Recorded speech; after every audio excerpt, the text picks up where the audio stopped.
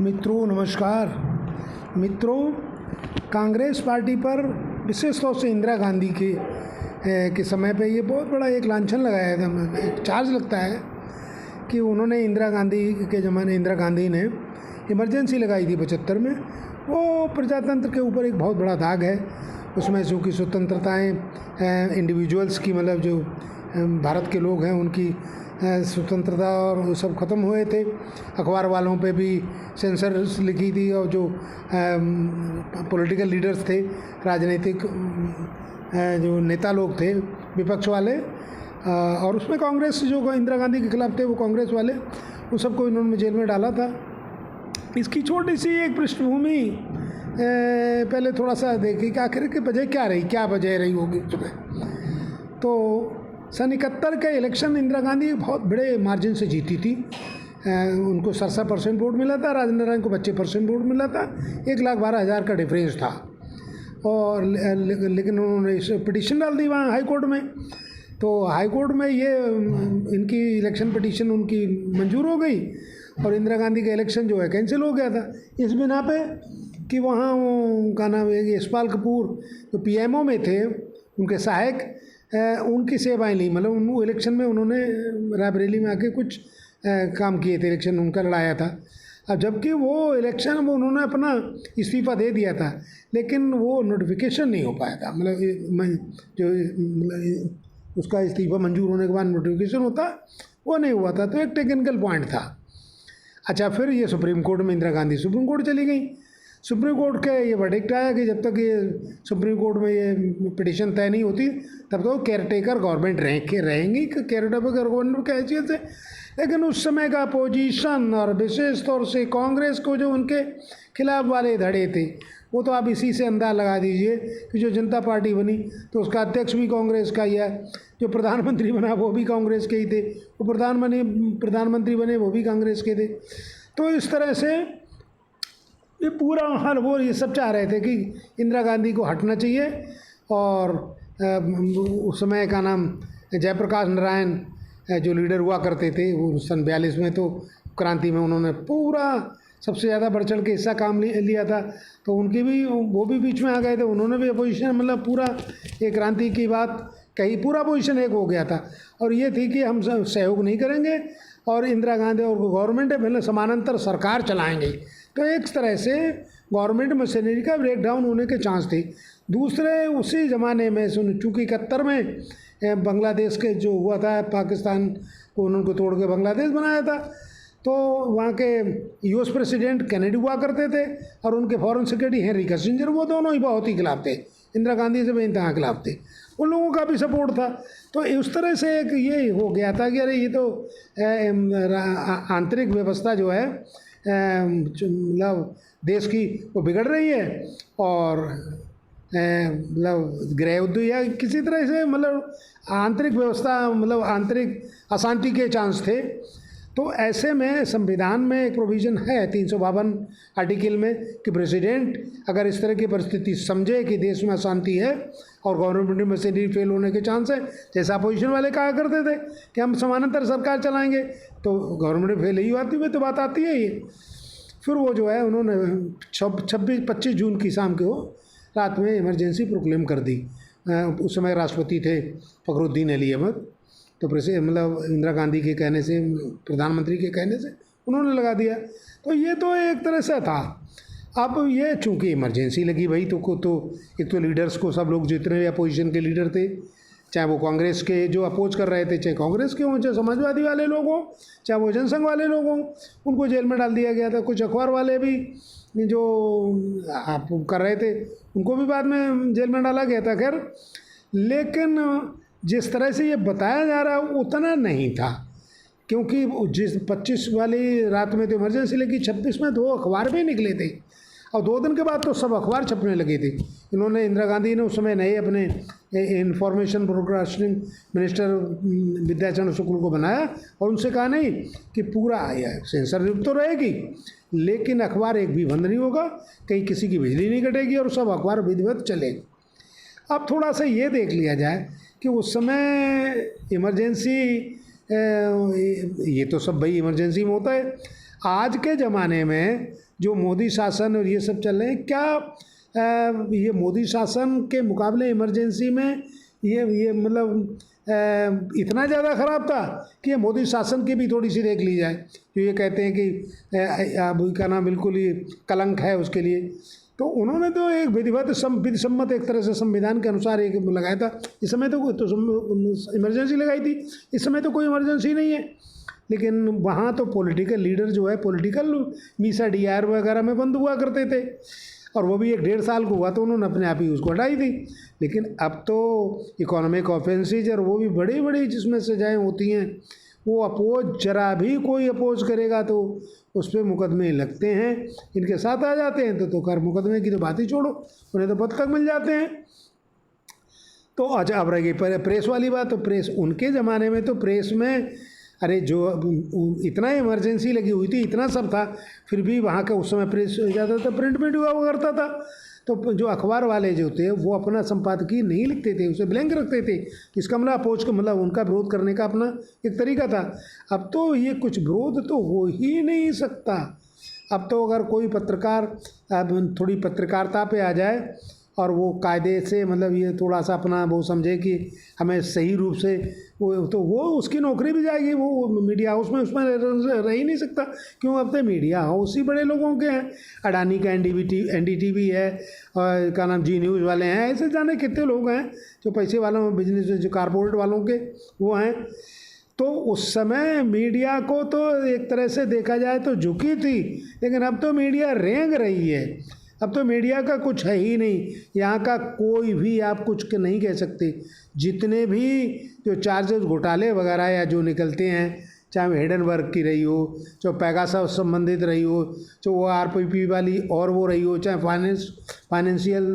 Finance times वाली रही हो, जो इस तरह की जितनी भी अगर कोई कुछ निकल रहा है तो ये भारतीय मीडिया तो कुछ कर ही नहीं रहे। विदेशी मीडिया की तरफ से ही जो कुछ भी पता लग पाता है इस गवर्नमेंट के खिलाफ। गवर्नमेंट में तो अगर गवर्नमेंट का तो इतना है, अगर किसी मंत्री से आपने थोड़ा सा लाइन से हट के पूछ लिया तो भरी जाएगी। और उस का ना उस समय तो चलो इमरजेंसी लगी हुई थी, एक डिक्लेयर थी।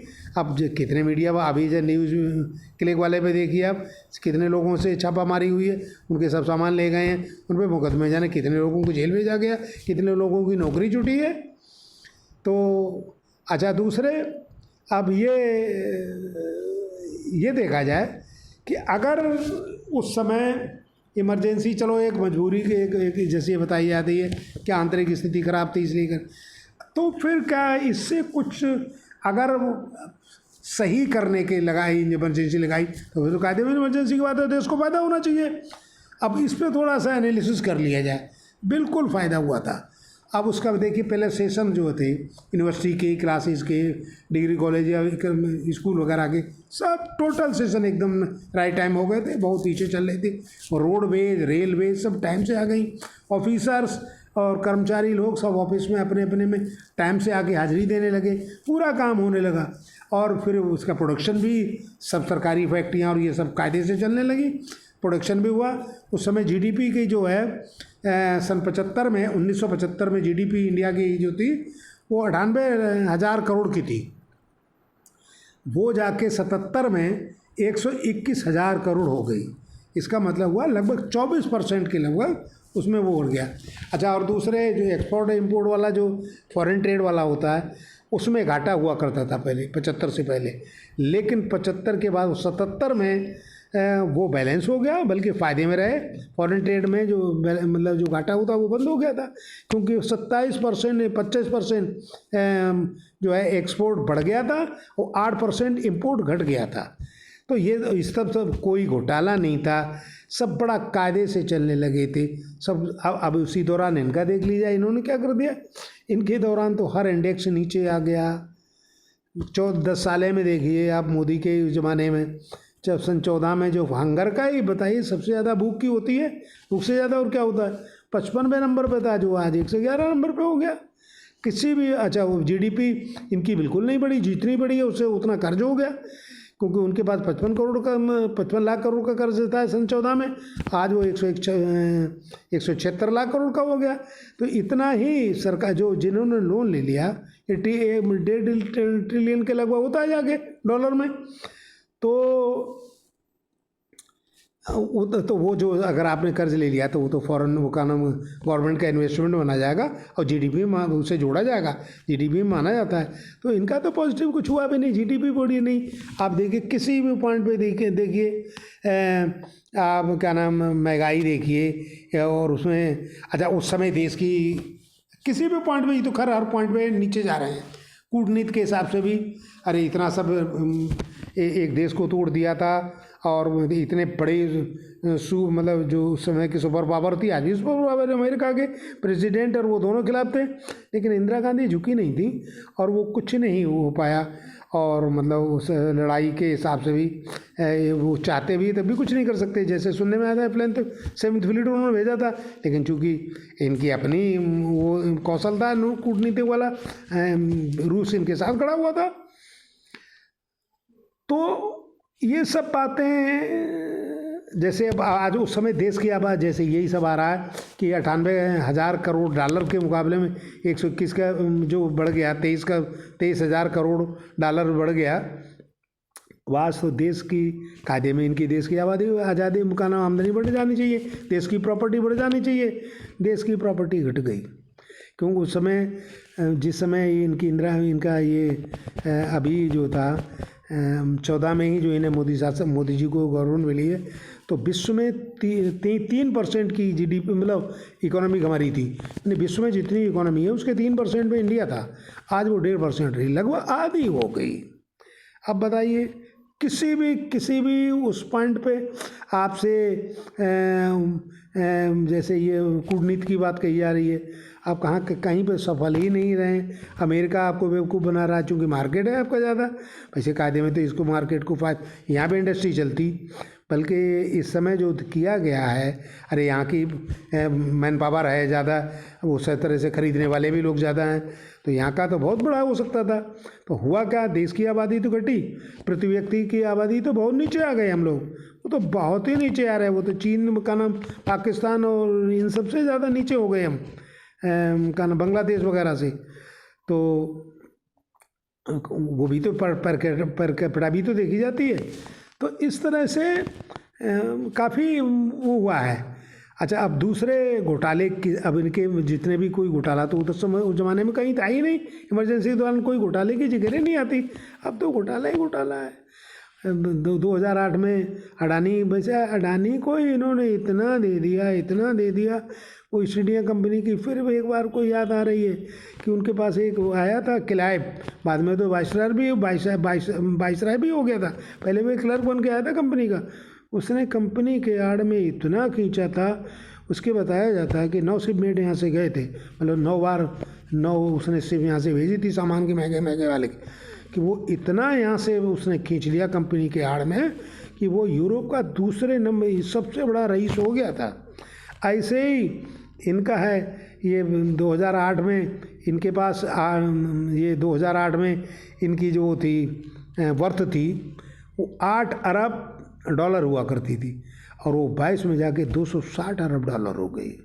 दुनिया में कहीं बड़ा कोई इतनी किसी ने वही नहीं करी। तो इन्होंने भी कहीं वो नहीं हुआ है कि जैसे आप फैक्ट्री खोल के उसको बढ़ाते, कंपटीशन करते। ये तो पूरे दुनिया का अकेला मुल्क है जिसमें कोई कंपटीशन नहीं है। किसी भी कारपोरेट की कि उसकी आमदनी जो उसकी बर्थ बढ़ी है, वो सरकार की प्रॉपर्टी भी बढ़ी है। सरकार के पोर्ट मिल गए, सरकार के हवाई अड्डे मिल गए, सरकार के रोड मिल गए, सरकार का खनन मिल गया, सरकार का सब कुछ मिल गया। और पूरी किसी भी तरह से करिए आप, सस्ता मंगाइए, महंगा बेचिए।